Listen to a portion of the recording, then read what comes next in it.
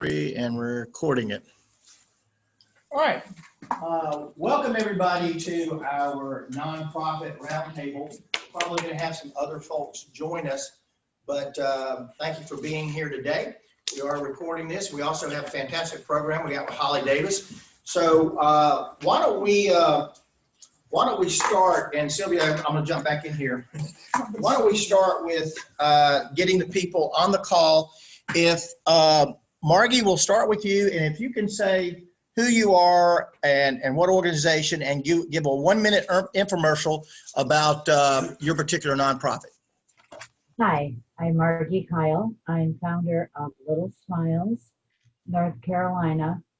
And basically we work through the nurses, anything those nurses feel those kids need to put a smile on their face is what we do best.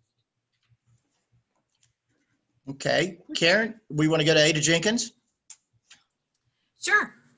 My name is Karen Martin. I'm Director of Development at the Ada Jenkins Center. Our mission is to help people achieve their financial stability. And we serve families in Davidson, Cornelius, and Huntersville. Since March, we've seen a 10-fold increase in the amount of requests for support because of the COVID-19 pandemic. Okay.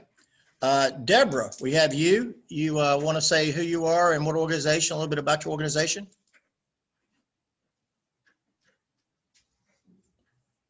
Deborah? Sorry, I was trying to unmute.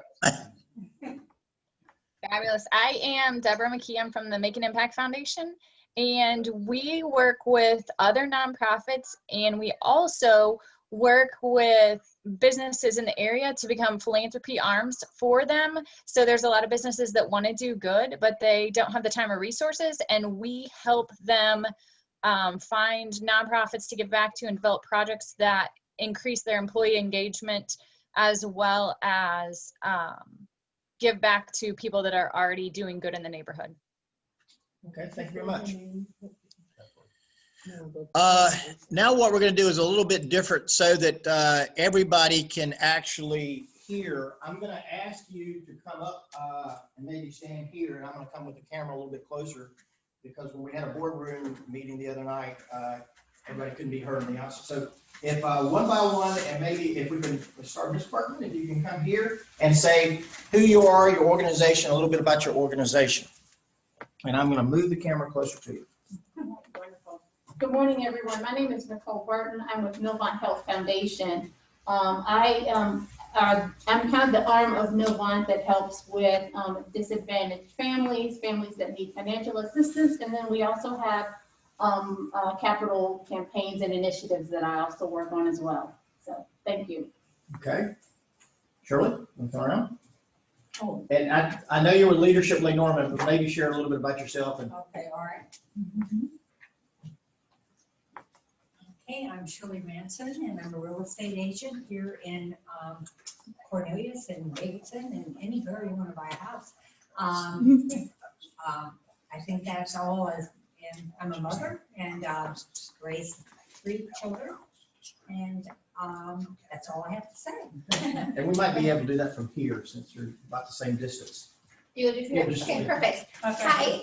Hi, my name is Jen Arpin. I'm the marketing manager for the new Kendra Scott Jewelry Store that just opened in Brookdale, or we're opening tomorrow.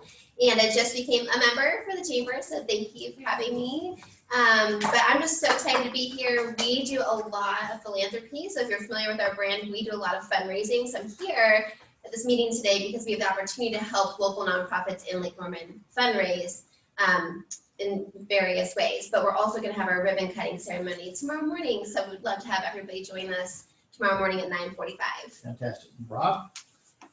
I'm Rod Beard. We have 2 companies, Charlotte Payroll and Charlotte Health Share in Kenton Place. We do payroll for small to mid-sized entities, and we do health benefits for small to mid-sized entities. We have a great appreciation for what nonprofits do and the services they provide our communities. We've actually discounted our rates because of the struggles that all of you are having now. So we have better rates than you get most everywhere else on payroll. Brian?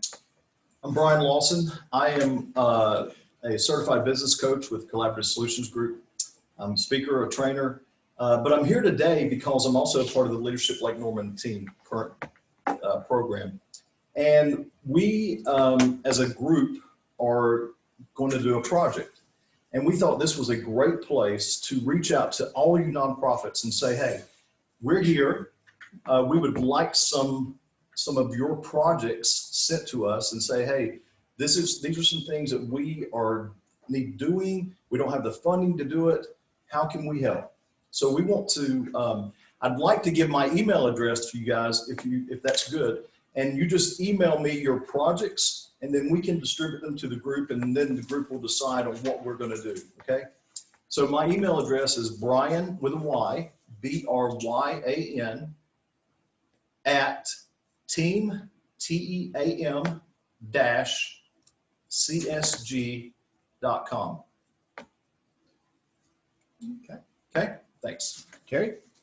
Hi, I'm Terry Hensley. I am one of the members of the Leadership Lake Norman team as well. I am also the broker and owner of Hensley Realty here in Huntersville area, and we service the community by buying and selling your home. Okay. And Holly, I'm going to come back to you. Oh, sure. Hi, good morning, everyone. Debbie here. Our business is actually Kaluma Home Inspections, but I'm here representing the Odd Sock. The Odd Sock's a non-profit organization where we collect slightly used and new socks. We sort the socks and we donate them to various non-profits. We just did a run to Watchmen of the Streets and to Roof Above down in Charlotte. So I'm representing them and I'm happy to see everyone network and see how we can work together. Okay. Sylvia? Hi, I'm Sylvia and I am with the Lake Norman Chamber and I'm also a part of the Exchange Club, and we have a Veterans Breakfast coming up on November 14th, which is open to all veterans, and it's here in Cornelius, and you can call me or check with me at the chamber, but thank you. Okay. Ladies? Okay. Hi, I'm Kylie. This is Melissa. We're with Cool Kids Clubhouse. So we support local children with cancer and their families. So we do academic, social, and emotional support and programs at our clubhouse. We can always use volunteers and help. We do movie nights, smile celebrations, which are birthday parties and treatment parties. Right now we're serving around 200 families in the state of North Carolina, with almost 40% being in Mecklenburg, Iredell, and Harris counties. So we're just doing our best to help all kids. Want to add anything, Melissa? Yeah, I want to say hi to Karen and Margie and thank you, because we have done a Kendra Scott fundraiser. Yes, And we're actually coming tomorrow to your grand opening. And also invite you all to our Cookies at the Clubhouse on December 9th between 12 and 6. It's a drop-in. Come have some cookies and hang out in our clubhouse. It's a really cool place to be. Cool. Now, moving time. Now you don't have to come around here because I did that. Won't read. Okay. I'm JT Smith. I'm owner and head coach at Lake Norman Muay Thai in Mooresville. We have two services that we offer. The first one is Thai kickboxing, which is the national sport of Thailand. If you check us out, you'll see we're much, much different than, say, Taekwondo or karate, much more intense. That is our main service is Muay Thai. Our second service is Rock Steady Boxing. Rock Steady Boxing is a program that helps people with Parkinson's disease. So in short, they discovered that people with Parkinson's disease are able to actually control and help maintain their health by way of a boxing workout, minus the punches to the head, but just it helps with their agility, their hand-eye coordination, their movement. We've been featured on Fox 46, WBTV, and other news networks. But it is a tremendous program, and we are seeing some fascinating results. So check us out. Thank you, JT. All right, and Presley. Good morning. My name is Valerie Chambers. I worked for the Statesville Chamber of Commerce for 17 years. Got laid off because of COVID, but I'm still working with some of the nonprofits that are involved with the chamber. And one of the nonprofits that I'm involved with is in some trouble. And so when I talked to Sylvia and found out that they were having this particular networking event, I thought it would be very valuable to be here. So thank you for allowing me to be here. And what's the nonprofit you're working with? It's called YIPE. YIPE stands for Young Individuals Pursuing Employment. So what they do is they bring kids in between the ages of 12 and I think 18, and they teach them skills, whether it's working in a convenience store or a restaurant, cooking skills, whatever their employment path is going to be. We have people that come in that will do training for them, so it just teaches them those skills. But of course, since COVID, we have not had the kids in. So they've taken the organization and kind of pivoted into a reboutique store. So people are dropping off donations right now and they're selling things just to keep the store going, but we hope to get the kids back in as soon as all this is over. Yeah, appreciate it. All right, well, and then before I actually introduce Holly, and sorry for the people watching, and there we go. A couple of other things. I represent two nonprofits outside of the Chamber of Commerce. One is the UTARN's House of Store. The UTARN's House of Store, located on Gilead Road in Huntersville, is the oldest house and store in all of North Carolina. There are older houses and there are older stores, but it's the oldest standing house and store. We're fundraising ourselves. We're trying to raise some money for some needed repairs. We hope to open back up in the spring. As with many attractions, we have not been able to open up to the public, except by appointment only. If you call me, I schedule you to go in there and look at it. So again, UTARN's House of Store. The other is I'm in the Lake Norman Kiwanis Club, also in the Rotary Club, but I'm in the Kiwanis Club that meets today. If you want to get involved in the community, in a civic organization, whether it's Rotary, which has several clubs, 2 in Huntersville, 1 in Davidson, 1 here in Cornelius, contact me and I'd be happy to take you over as my guest. Also the Kiwanis Club, again, another great organization. We meet on every week at noon at Brooklyn South Pizza. And one of the programs that we have coming up is our Thanksgiving turkeys. We take Thanksgiving dinners out to a number of folks that could use a helping hand. And so we're in the middle of doing that. So if you want to contribute to that, let me know. I can put you in with the Kiwanis Club and we can do that. I see that we've had somebody else join us virtually, Jennifer Cooper, and dropped off already. So she's on there for just a second. Couple of other things from the Chamber of Commerce related, and I'm going to turn it over to Holly. Number one, we have our big event coming up next Thursday. It's a 0K. If you're not familiar with that, the Rotary Club did this several years ago at Old Town Tap House. They all showed up at a certain time, the starting gun went off, and then they went and drank. So you actually don't run anywhere. Ours is sort of similar to that. We're not encouraging you necessarily to go out and drink. But next Thursday, starting at 3 o'clock and going to 8 o'clock, we're going to have our 0K. It's going to be at the Lost World Brewing parking lot. The actual place that we will get together where the Carolina Furniture is to register and check you in.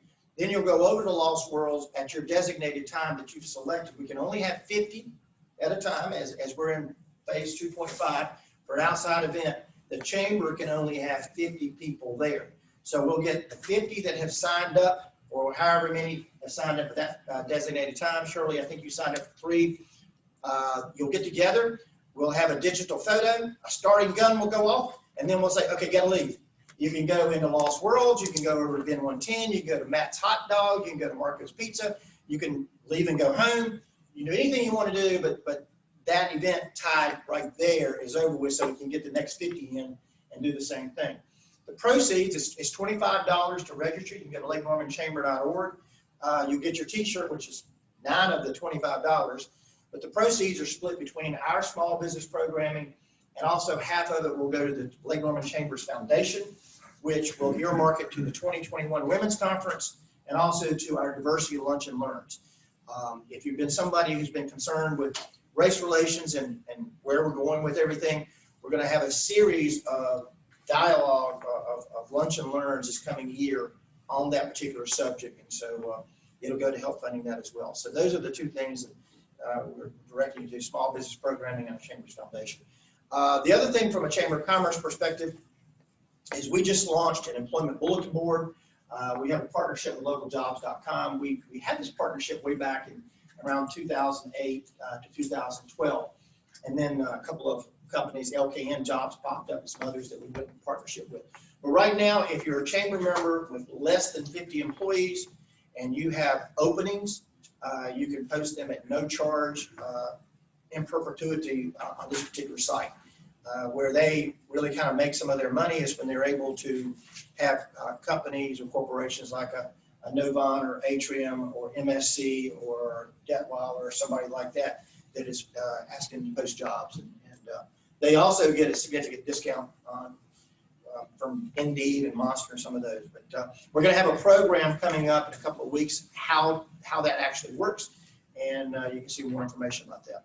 I'm very excited to have Holly Davis. I met Holly, I guess about 5 or 6 years ago when she was first going to the town board meetings, first in Cornelius, I think then in Huntersville. I might have it backwards, but she was talking about the dogs that were being tethered up. I didn't really have a concept of tethering up your dog, but then I knew exactly what she was talking about, because as you drove around, particularly in some places in Huntersville, you would see dogs on their chains. Yes, they had a dog house, but in all elements and all bad weather, these dogs were just outside and can't go within 15 feet of where they were tethered up. And so she began working to create a nonprofit called Holly's Hope. And I'm going to let her tell you what she did, but fantastic program.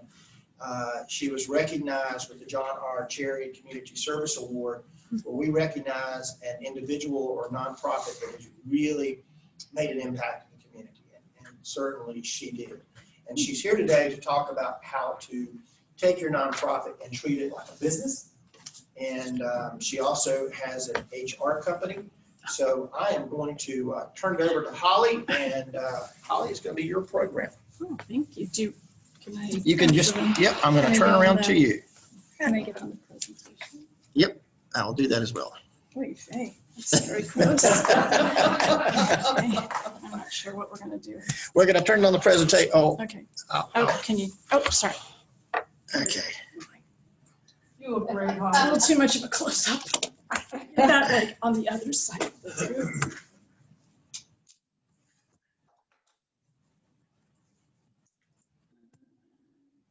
There you go. Presentation. I'm telling you to do that for you, Bill. Here. Sure. Yep.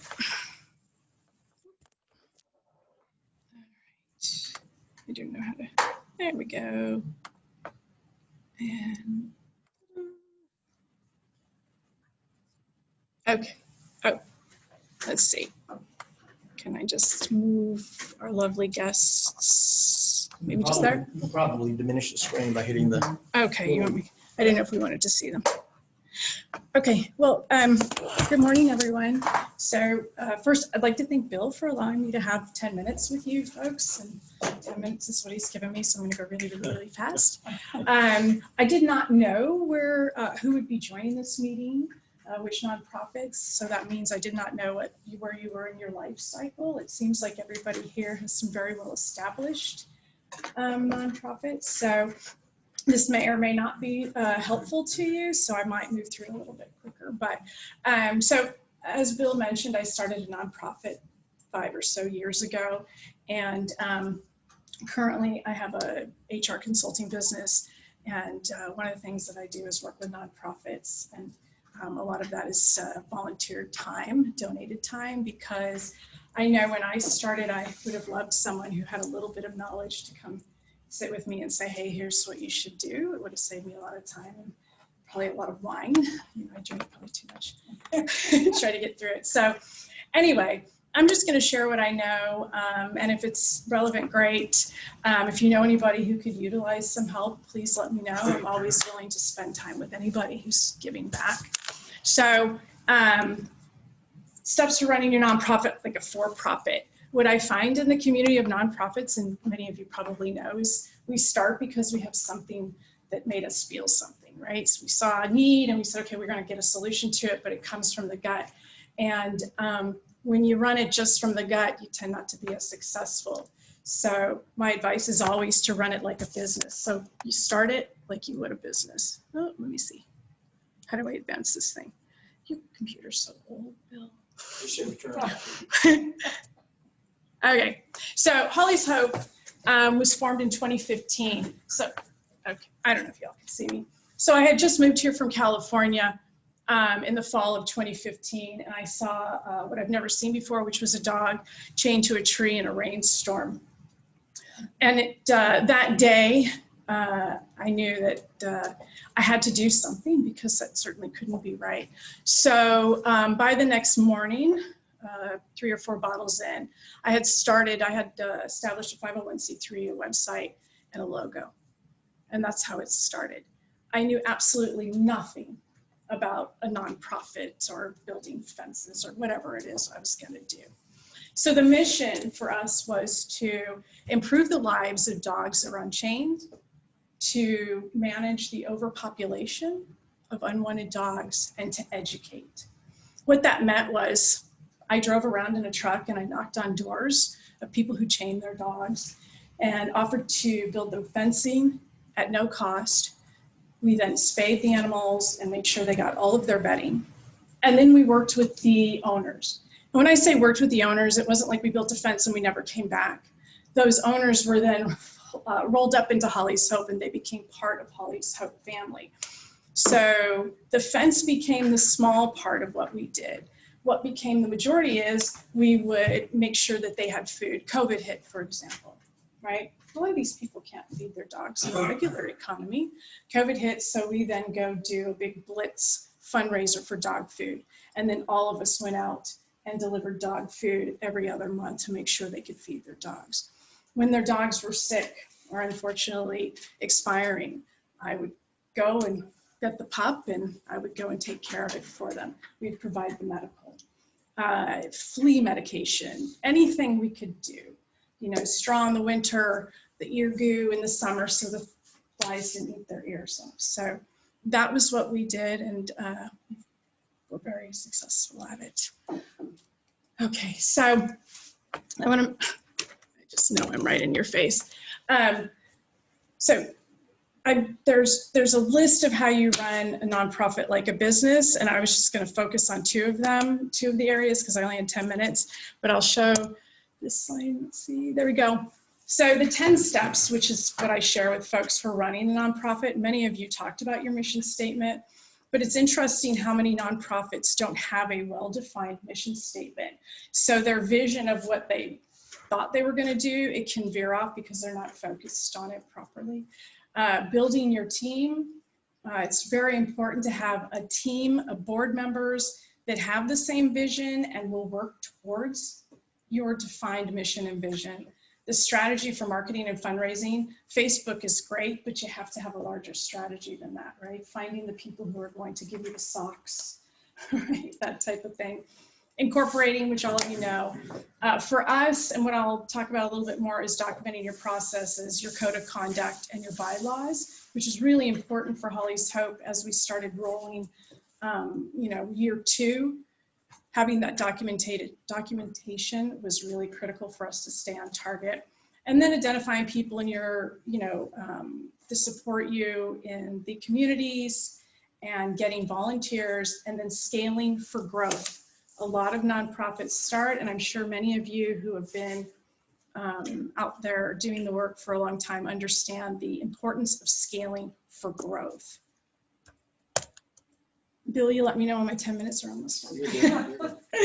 Okay, so once again, many of you seem to be in a mature stage of your life cycle, but the importance of your mission statement is to understand what's driving you, right? What it is that's making you get up every day to do this. For me, it's I just wanted to sleep at night because I just couldn't stand those dogs on a chain. Unfortunately, I didn't realize that I would never sleep again after starting this nonprofit. That's the honest to God truth. And then the actions you will take. What steps are you going to take to achieve it? And then the impact you will have. For our mission, clearly it was unchaining, it was spay and neuter, and it was educating. But in addition to that, it was also legislative, which was something to the side that we did, and thank goodness I was able to change a few laws, so that worked out well. The mission statement, keep it simple. It doesn't need to be anything, extravagant, 1 or 2 sentences. And then everything you do is tied to it. How you fundraise, how you recruit, how you budget, what your marketing is, and your communication.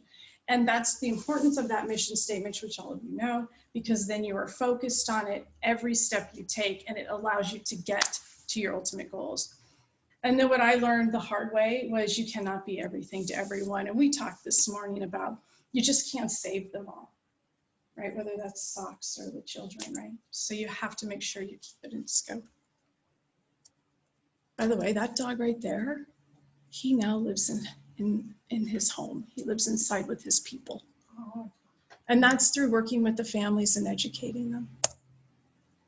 Oh, okay.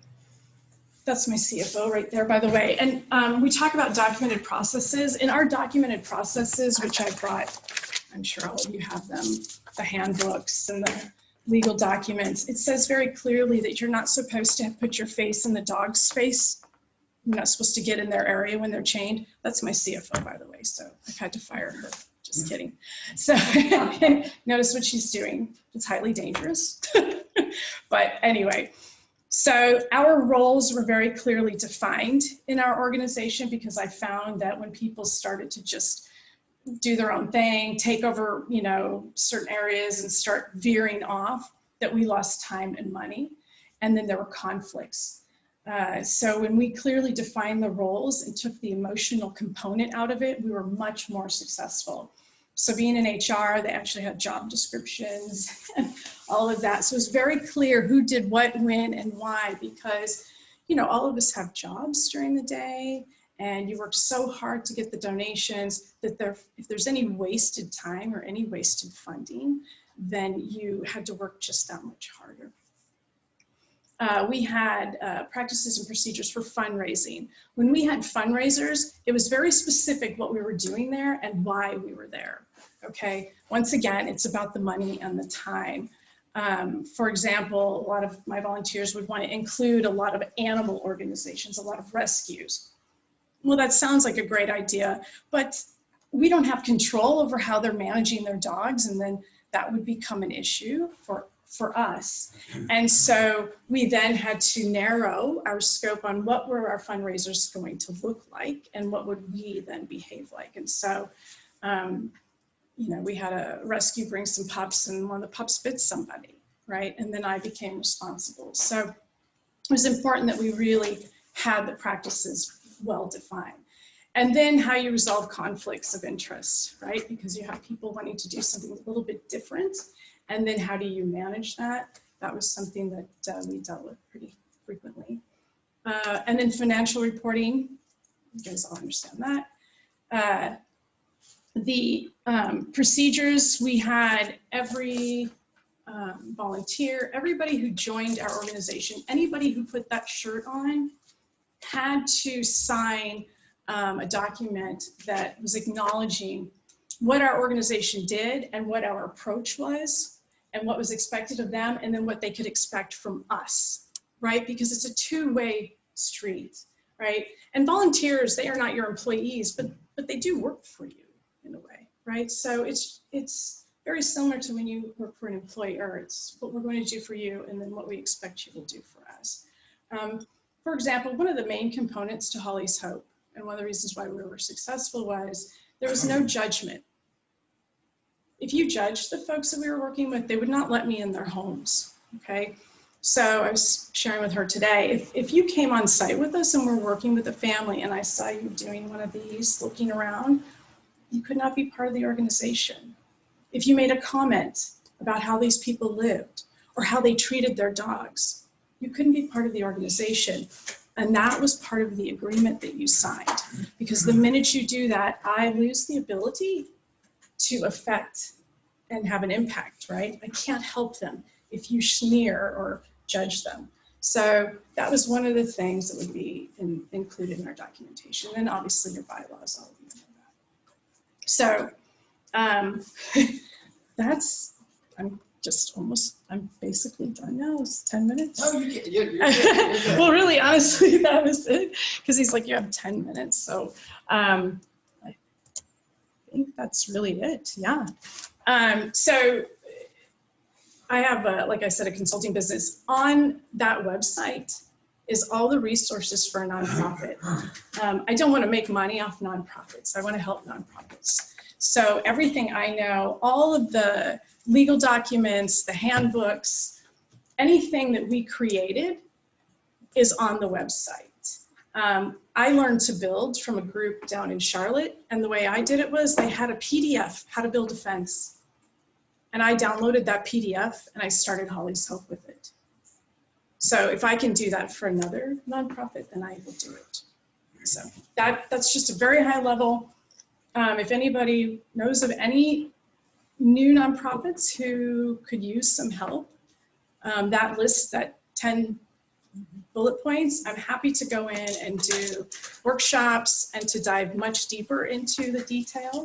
And my CFO, because I find that financial piece of it is difficult for a lot of nonprofits. They don't know how to manage the money, which is really important because the IRS really wants to know what you're doing with your cash. My CFO will come in and also help them with QuickBooks and whatever it is, however they're managing it. And she will behave there, but she didn't behave on my sites. So thank you for the time, and that's it. Does anybody have any questions of Holly? Holly, is your organization still functioning and you still have the dogs that you help out and stuff? Well, we still definitely are involved with the families of the dogs that we helped.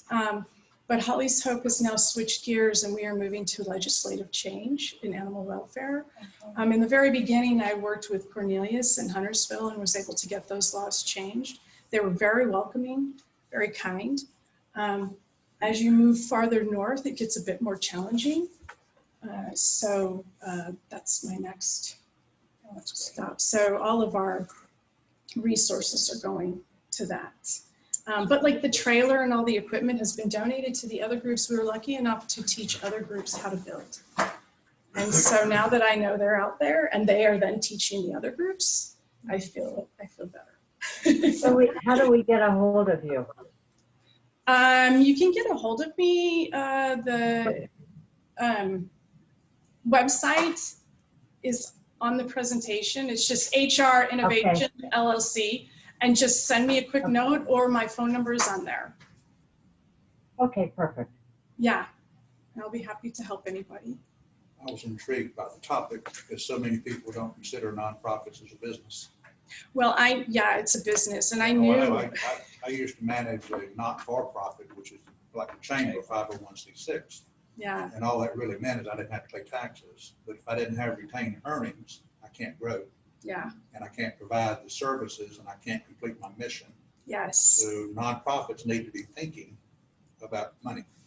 They need to be thinking, yes. And one of the things, once again, we had a great conversation this morning was, I had no business starting a nonprofit. I mean, I was a professional turned stay-at-home mom who saw a dog, right? I don't know how to build anything. I didn't know anything about anything. I just knew I had to do something. Yeah. But because I had been in the business world for so long, I knew if I didn't have a plan and I didn't treat it like a business, I was going to fail. Yeah. And the other piece is when you treat it like a business, you pull out some of that emotional component. And if you are wrapped up in all of that, you will also not be as successful because you're leading from just here, which is great to get it started, but not great to get it funded and get it moving. And you're not going to complete your mission if you Absolutely don't have, if you don't manage it, the money. That's the key, is managing the money. Yeah, and the reason why I went with the mission statement, I think many of you here will agree, is that if you don't have a clearly defined mission, you will be pulled all over the place. You know, I would get calls from people whose dogs had been attacked severely. That was not our mission. But for the first year and a half, I just said, yes, I'm coming.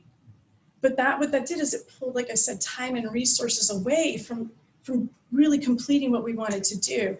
And so those calls came in and I had to say no. That's why I didn't sleep much.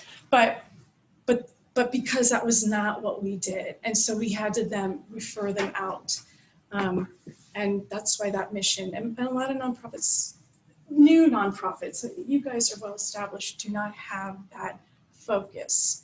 And then you get exhausted and you burn out. Yeah. So thank you. We're at the time of the program, we normally go around the room. Does anybody have any upcoming programs or projects or something that you're doing in the next few months you want to let people know about? Okay, Nicole, you want to step around so they can hear you? And I'm sorry, but Comfortable seeing everybody else here, and then I don't have to get up. Again, I am with Novant Health Foundation, and I want to let everyone know that I am currently working on, I call it my baby. We are actually working on a capital campaign for Novant Health. A pediatric emergency department will be coming to Huntsville Medical Center very, very soon. This, the need for this project has been here for a number of years. So what we are actually doing is we are actually bringing care closer to home for those children that are in emergency crisis. So you don't have to go all the way down to PMC or any of the hospitals in the Charlotte area. This is going to be a NASCAR themed facility that focuses totally on those younger children. So that will be coming. I will actually be finishing up the funding for that by the end of the year. And we hope to break ground in construction in the spring. So you'll see a lot of information coming on that. And as soon as we get everything done, I'll make sure that I invite all of you guys as well to our ribbon cutting and groundbreaking, so you can really see that. It's very supported by our NASCAR community. So it's just going to be an awesome thing and an awesome impact for the families here in the north. Thank you. thank you, Nicole. Anything over here? Well, I know Margie Kyle has something coming up with Little Smiles. And what would that be, Bill? I don't know, but you guys are always working on something. We are, and we had to cancel our golf tournament, and we are taking the time to regroup. We have a new president now, Tim Boone, and we're just taking a breather till January to regroup and get ourselves going, but we have not slowed down. We're still helping between 200 to 400 kids a month at least. So my husband's down at Levine right now doing a birthday party for me. But look, after January, we're on fire again. But we needed time to regroup and keep going. But I love what you're doing, Bill. We really appreciate this. Yep. Thank you, Margie. And I know Ada Jenkins has got a lot of stuff going on. Karen, do you have anything that you want to share in the last quarter of 2020? Sure, thanks, Bill. Well, we're very excited. Just 2 weeks ago, we held an online event. It was our first one. It was a live stream on YouTube, Facebook, and on our website. And we raised, and there was a silent auction at the same time, an online silent auction that people could follow with their app. And we raised $50,000, and we were super excited. And a lot of that has to do with the companies in our area that donated items for the silent auction or gift cards. And so that was that was a huge help for us. We've had tons of calls about how are we handling the holidays. We typically give out about 300 meals at Thanksgiving, and we're kind of anxious to see what this year is going to look like, because we have served 1,500 people in the food pantry between March and October. So we've had people calling us asking, what can they do for Thanksgiving? What can they do for the holidays? And the short answer is, because of COVID, we're asking folks for gift card donations. We just don't have the bandwidth and the capacity to process donated items like we do most years.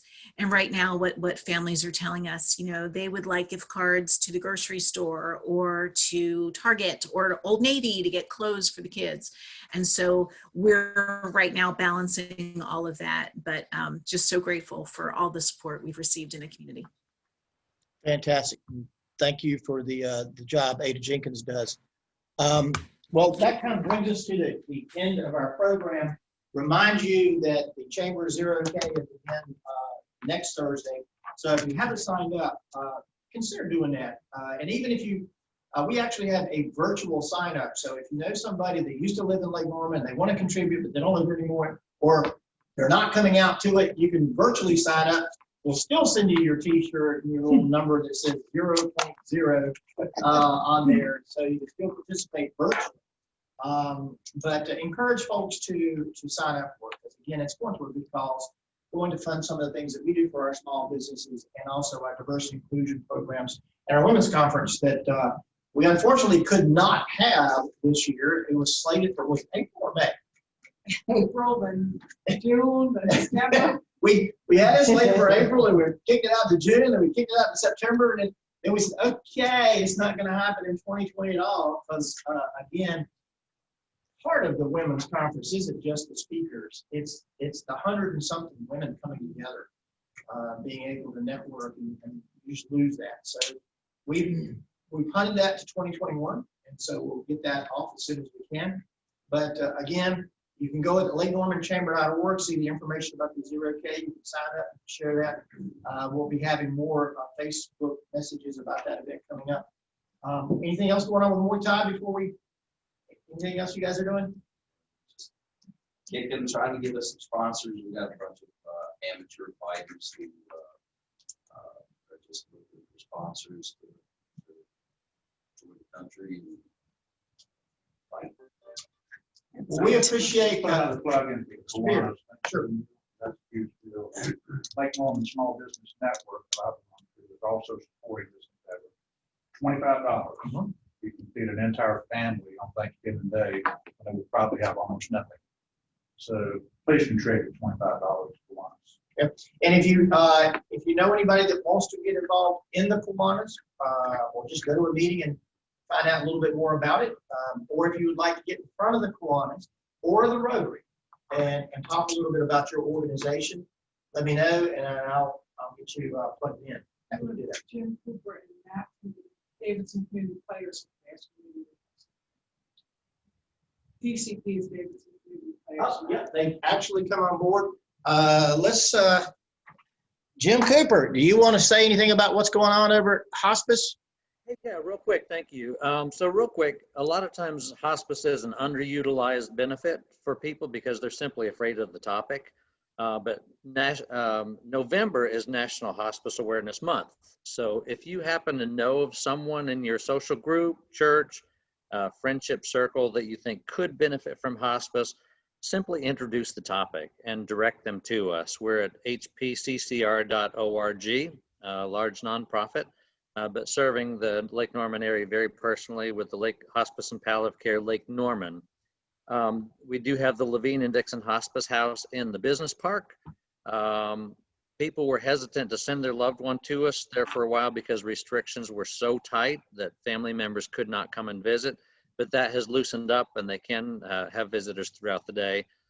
So that's kind of opened the door for people at that highest level of need, highest level of care that we can provide. So we're real proud of the hospice house being right here in Huntersville, serving our local community. That's it. Thanks, Bill. Thank you, Jim. And we have Matt. I'm assuming we have somebody from Davidson Community Players. Is that Matt or who is that? Do you want to say anything about what DCP is doing? Okay, they're muted. Okay. Well, once the shows get back up and running, please support your Davidson Community Players. And thank everybody for coming out today. And that concludes our program. Thank you, Bill.